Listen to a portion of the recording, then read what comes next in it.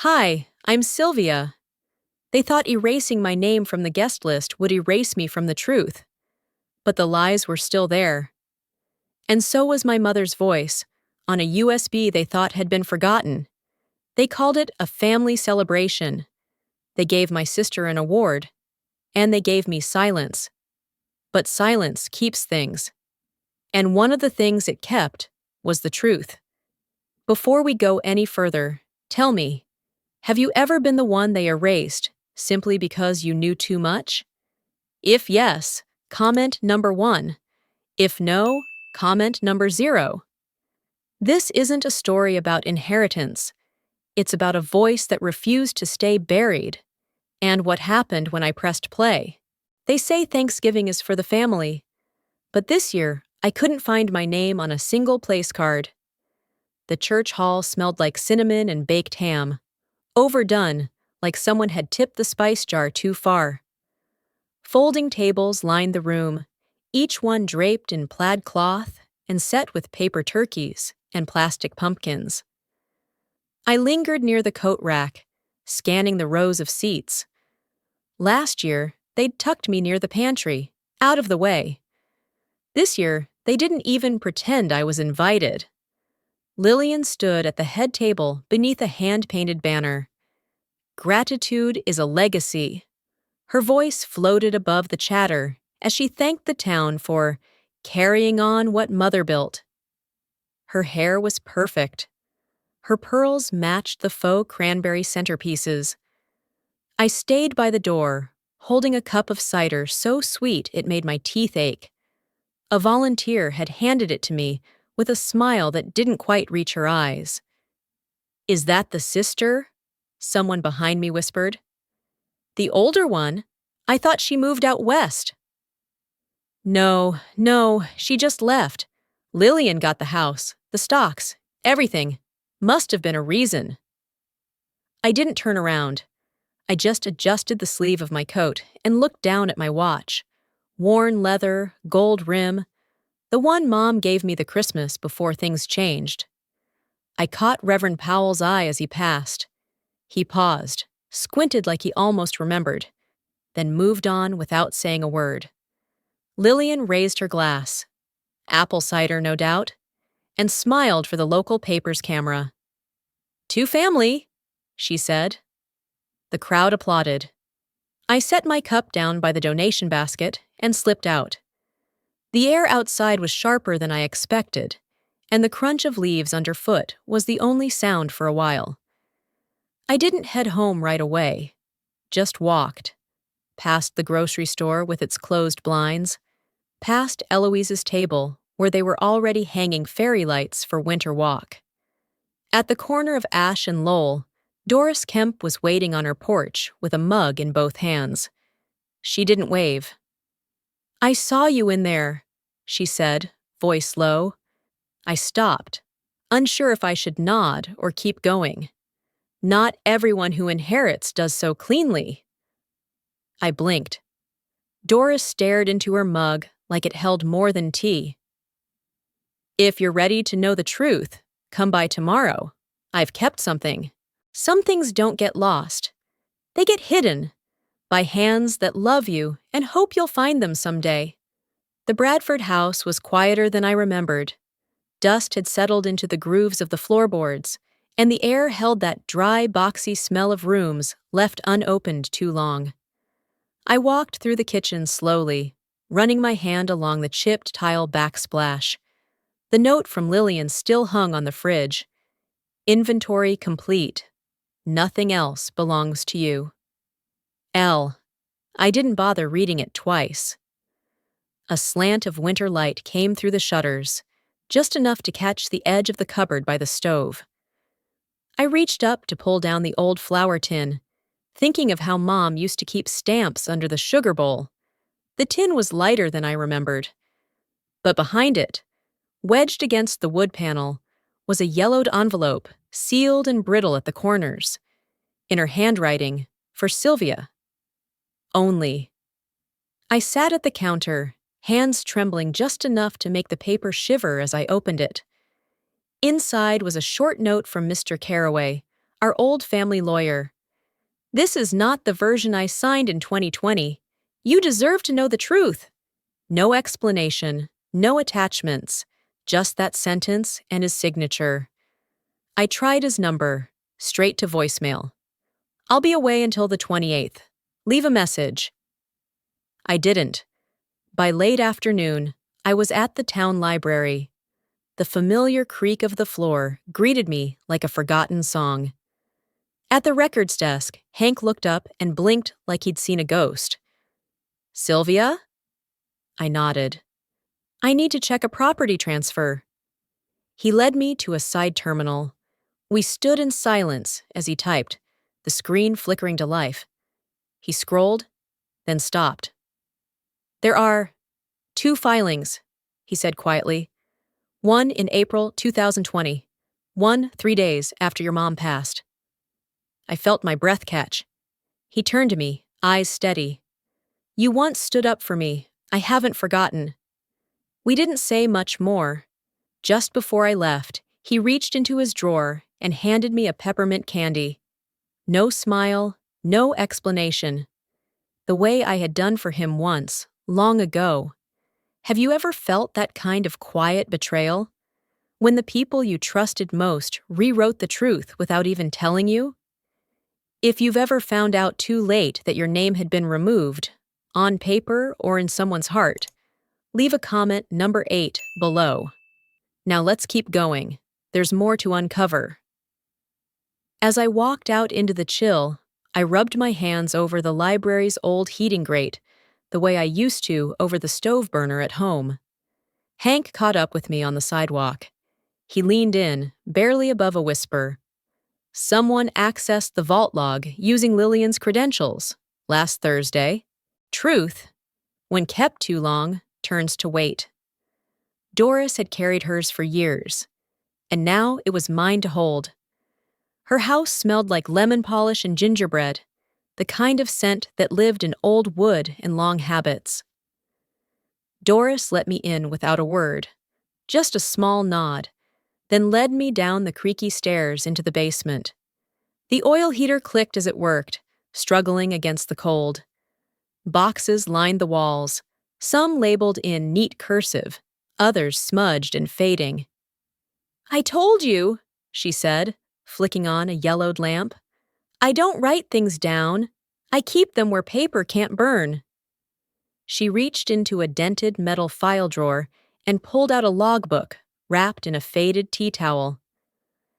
"This used to belong to Martin Haynes, town treasurer back when your mother was still on the advisory board." She placed it in my hands like it was fragile. "He was thorough," she continued, "not just with numbers. He kept notes."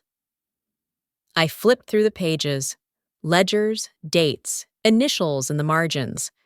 Then I saw it, a small scribble next to a familiar filing code. Second will, unsigned when I last saw it. "He told me something once," Doris said, settling into a chair with her peppermint tea. "That he felt pressure. Not from your mother, from outside. Said he'd been asked to expedite adjustments. He didn't like it." I looked up. "Lillian?" She nodded slowly. "I saw them. One night, maybe a month before your mother passed. They met in the back lot of the church. No one else was around." "And no one questioned it?" I asked. "Martin died 2 weeks later. Car accident on the old mill road. After that, folks stopped asking things." The heater let out a soft clang. I folded the logbook copy she'd made for me, carefully, like it was something sacred, and slipped it into my coat pocket. "Why tell me this now?" I asked. Doris stared into her cup, the peppermint steam curling like breath on a cold window. "Because silence served no one. Not her, not you, not even Lillian." She stood slowly, bones clicking, and walked me back upstairs. Snow had started falling again, soft and steady. As I stepped outside, a dog barked in the distance, somewhere behind the neighbor's fence. Doris rested one hand on the doorframe, her voice quiet but certain. I think your mother left you more than this house. I think she left you the truth. Some things go missing quietly, like a page, or a person, or a mother's voice when no one's listening. The grandfather clock in Mr. Carraway's office ticked with an anxious rhythm, echoing off the wood-paneled walls like a quiet reminder that time was always running out. He looked older than I remembered. Deeper lines, slower movements, but the same weary kindness in his eyes. When I stepped through the door, he didn't stand, just gestured to the chair across from him and said, "I figured you might come." The room smelled like cedar and old ink, with a faint trace of burned coffee lingering in the air. He cradled a chipped mug that read, "Number 1 Dad," though I knew he had no children. "I want to see the original," I said. Without a word, he reached for a leather folder, opened it, and laid 2 documents side by side. One yellowed slightly at the edges, dated April 2020. The other pristine, filed just 6 days after Mom died. The difference was subtle, barely a change in format, font size identical. But where the original said assets to be divided equally among my daughters, the second read assigned in full to Lillian Ann Bradford. "There," he said, tapping lightly on the page. "Reprinted. Page 6. She brought it in after your mother stopped speaking much. Said she'd written it with her mother's guidance." "Did she bring a witness?" "No," he replied. "She came alone. I should have asked more questions." I looked closer. The second version bore a notary seal, but something about it was off, blurred at the edges, too flat against the page. "You signed this?" I asked. He took a long sip of his lukewarm coffee before answering. "Number I never did." My stomach turned. "Then who did?" He didn't answer that, just leaned back and reached into his drawer. "Your mother left something. Tell me to keep it until you ask." He handed me a small black USB drive, no label, no case. I took it without a word and slipped it into the pocket of my coat. I placed both versions of the will back in the folder, one on top of the other, and closed it with care. "She trusted me," I said, more to myself than him. Mr. Carraway set his mug down, the ceramic clinking gently on the desk. "What you have now might not just clear your name, it might destroy hers." She spoke softly, like someone confessing to the stars, never expecting to be heard, but hoping someone would listen. I sat at the edge of the bed, my mother's shawl wrapped around my shoulders, its lavender scent faded but still there. The only light came from the lamp on the nightstand, casting a low golden glow over the small rented room above the florist shop. Outside, snow tapped gently against the windowpane like a metronome of memory. The USB drive felt almost weightless in my palm, yet when I plugged it in, my chest tightened like I was bracing for something too fragile to hold. The file was simply named Voice 01. I clicked play. At first, only silence. Then a soft exhale. "If you're hearing this," my mother began, her voice thinner than I remembered, "then I suppose I'm not there to explain it the way I should have been." I didn't breathe. I wanted things to be fair. I thought they were, but I wasn't strong enough to stop what came later. She paused. The hum of some distant appliance, maybe her old kitchen fridge, underscored the recording like a heartbeat. "Lillian came to me with changes. She said it was what we needed, that you'd moved on. But I knew better, Sylvia. I knew your absence wasn't distant. It was painful." A chair creaked, her breath caught. "I should have stopped her. I didn't. I let her talk circles around me. I'm sorry." My eyes stung. I clutched the shawl tighter. "If you need help, talk to Doris or Hank. They'll remember." Another pause. "And no matter what they say, the real will was equal. That's how I wrote it." I just don't know what version made it to paper. The silence stretched until I thought it was over. Then, softly, if you're hearing this, I know you came back for something more than money. I know you. The recording ended. I didn't cry. Not right away. Just sat still, watching the shadows on the wall, feeling something inside me click into place. Not grief, not rage, just clarity. Have you ever needed just one voice, one memory, to remind you that you mattered?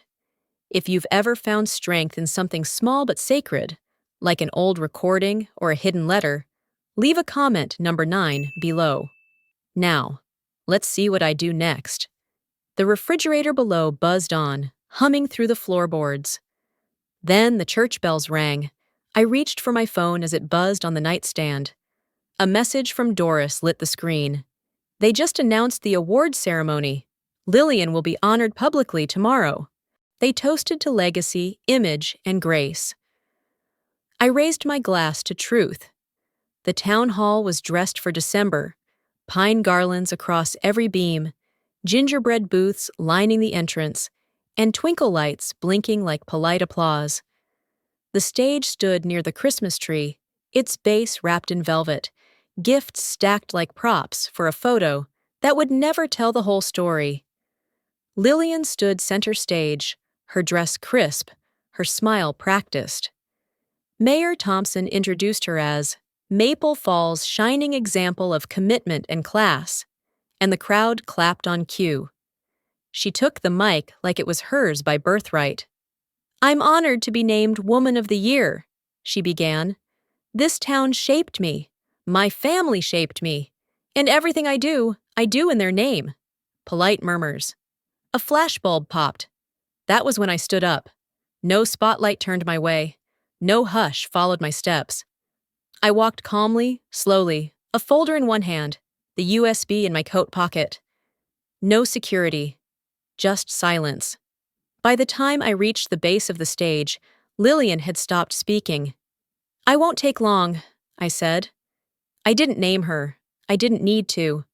I spoke of silence, of documents changed without consent, of a voice left behind on a forgotten USB drive. My mother's voice. "I came back not for what was taken," I told them, "but for what was never acknowledged." The room shifted. Chairs creaked. Doris folded her hands quietly in her lap. Hank met my eyes and gave the smallest nod. "This isn't about tearing down," I said at last. "It's about standing up, for the things that were never meant to be hidden." I stepped back without waiting for applause. Lillian remained frozen for a beat before walking off stage, her heels silent against the wood. Outside, the air bit at my face as I stepped into the dark. I didn't feel the cold. A girl about 20 followed me to the sidewalk. She hesitated, then leaned close. "You once gave my mother free flowers when she was crying in your shop window. She never forgot. Neither did I." She disappeared into the crowd before I could answer. I walked home alone, but not empty. As I reached my door, a snowflake landed on the shawl around my shoulders, and I smiled. Some truths don't arrive with thunder. They come softly, like warm hands and a night of falling snow. That evening, under the lights of Maple Falls, I didn't reclaim a house or a title. I reclaimed my mother's voice and the worth she always saw in me. We sometimes learn too late that silence can be an act of love or a quiet form of harm. But kindness, even when unseen, leaves a trail. And if we choose to follow it, we often find not revenge, but restoration. Like a shawl passed from one hand to another, grace has its own way of wrapping around those the world once overlooked.